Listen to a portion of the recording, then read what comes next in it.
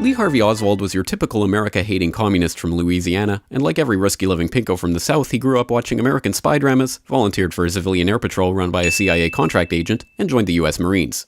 Nicknamed Oswaldsky for his tendency to speak Russian and spout pro-Soviet propaganda, he was given special training and assigned to one of the most sensitive facilities in the world, running the radar for the U-2s spying on the Ruskies and the Chi-Coms.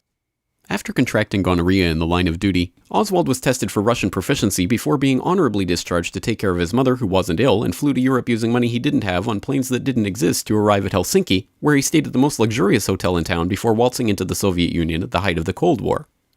While there, he kept a detailed log of Soviet facilities, made notes about microdots, and carried a CIA standard-issue Minox camera before getting bored and returning to the United States on a military jet using money loaned to him from the US Embassy.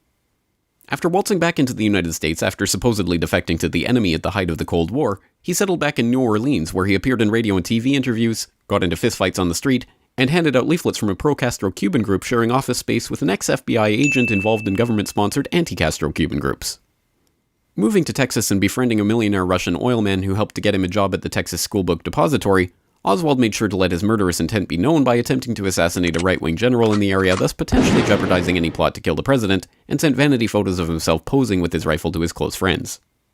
On the morning of November 22, 1963, Lee Harvey Oswald went to work in the Schoolbook Depository where the president just happened to be driving by.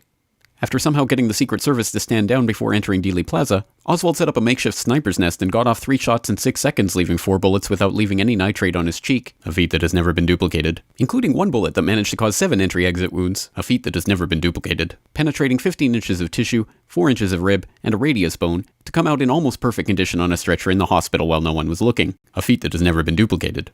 He then ran downstairs and got himself a Coke from the vending machine within seconds of the assassination before heading home, grabbing his things, walking down the street, shooting a police officer, ducking into a movie theater, and waiting to be arrested.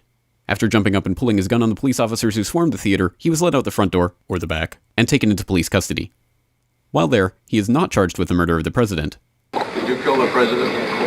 No, I've not been charged with that. In fact, nobody has said that to me yet.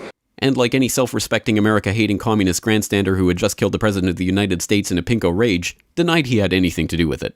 I'm just a patsy. Before being transferred to county jail, he was shot on live TV by a 2-bit Union Mafia stooge, supposedly torn by grief at the death of the president, whose brother he personally hated, later claiming that it was part of a conspiracy the world will never know. The world will never know the true facts.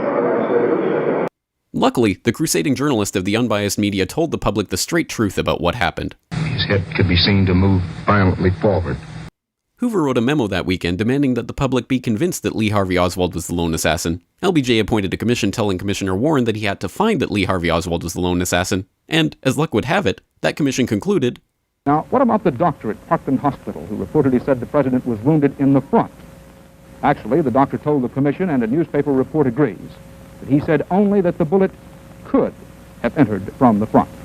But because of the president's condition and their desperate haste, the doctors never turned him over, never saw the similar wound where the bullet actually entered from the back." This is the story of the JFK assassination, as brought to you by the truth tellers in government. Those weapons of mass destruction got to be somewhere. And the media. And if you have any questions about it, you are a woo-woo, grassy knoll, tinfoil, lizard-fearing America hater.